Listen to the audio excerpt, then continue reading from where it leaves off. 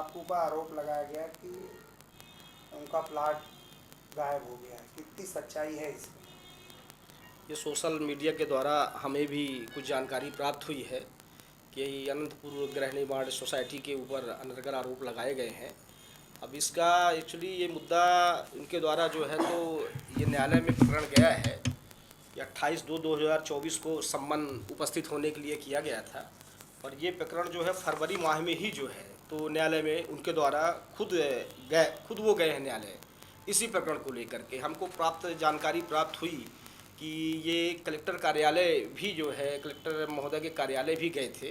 तो जब ये फरवरी माह में जिला एवं सत्र न्यायालय में ऑलरेडी जा चुके हैं तो कलेक्टर कार्यालय के पास जाने का कोई औचित्य मेरे समझ से परे है कि वहाँ पर ये कौन से न्याय प्राप्त करने के लिए गए हैं। और जो न्यायालय में चल रहा है उसके बारे में ज़्यादा टिप्पणी करना, जो प्रकरण चल रहा है, उचित नहीं हमें प्रतीत हो रहा है।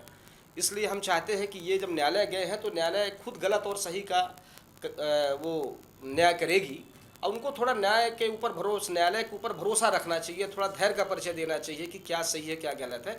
ये ज़रूर है कि इनके द्वारा जो दस्तावेज प्रस्तुत किए गए थे पूर्व में सोसाइटी में, तो वो इनका जो है तो कोई भी भारतीय संविधान जब से बना है तब से ये हमारे यहाँ नियम था, या हमारे सोसाइटी की उपविधि भी है कि कोई व्यक्ति 18 साल के पहले कोई भी जो है पंजीयन या संविदा करने का अधिकारी नहीं है।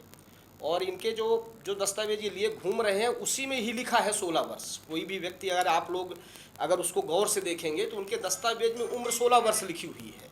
तो 16 वर्ष में कोई भी व्यक्ति जो है तो कोई भी संविदा करने के लिए सक्षम ही नहीं होता है, भारत का संविधान कहता है। इसी बीच उनका एक आवेदन हमारे पास प्राप्त हुआ कि भाई हमको जो है भवन निर्माण करने की मंजूरी दिया जाए। तो हमने ये भी हमारे संज्ञान में जब आया तो हमने कहा कि क्या हम इस पर भवन मंजूरी दे सकते हैं। तो हमने इनसे इनके दस्तावेज उपलब्ध कराने के लिए बोला कि भाई आपके पास अगर इसमें हो सकता है कोई त्रुटि हो, कोई दस्तावेज आपके पास हो कि उम्र संबंधी, तो हमें प्रस्तुत करें। तो इन्होंने एक आधार कार्ड हमको उसकी छायाप्रति भेजा, उसमें उम्र 14 वर्ष है। और अंक सूची मैंने मांगी 10th की, तो उन्होंने लिखा कि ये गुम हो चुकी है।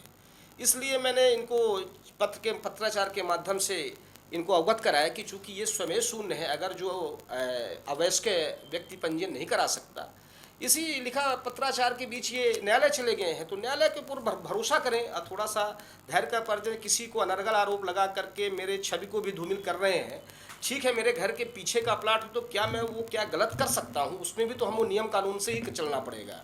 और जो भी आरोप लगाए गए हैं वो मिथ्या है, उसमें कोई भी सच्चाई नहीं है। और इसलिए मैं इसमें ज़्यादा टिप्पणी करना भी उचित नहीं समझता हूँ। ये न्यायालय में प्रकरण चल रहा है, न्यायालय के निर्णय पर भरोसा करना चाहिए। मामला कहाँ का है? मामला वार्ड क्रमांक 4 शारदा नगर गुड़हर मोड़ का है। अभी हाल ही में ज्ञापन भी दिए थे कलेक्टर मैडम को आत्महत्या करने को लेकर परिवार। आत्महत्या करने के लिए जो दिया गया है इसमें तो प्रशासन को संज्ञान लेना चाहिए, क्योंकि जो न्यायालय में प्रकरण चल रहा है उसके बाद अगर कोई प्रशासन के सामने आत्महत्या का लिए, मैं भी इसमें कार्रवाई करूंगा। चूँकि मैं बाहर था ये वैवाहिक कारणों की वजह से, तो मैं भी एक इनके खिलाफ FIR कराने की प्रयास करूंगा कि भाई कोई प्रशासन के सामने जा कर के आत्महत्या की धमकी दे रहा, तो ये तो कहीं न कहीं संस्था के ऊपर मानसिक दबाव बनाने की कोशिश की जा रही है। चूँकि ये न्यायालय में प्रकरण चल रहा है तो ऐसी बातें नहीं करना चाहिए और थोड़ा उनको धैर्य रखना चाहिए और न्यायालय पे भरोसा रखना चाहिए, न्यायालय के निर्णय पे उनको। यही शब्द मैं कहना चाहता हूँ। और सतीश पांडे नाम है हमारा, अध्यक्ष सोसाइटी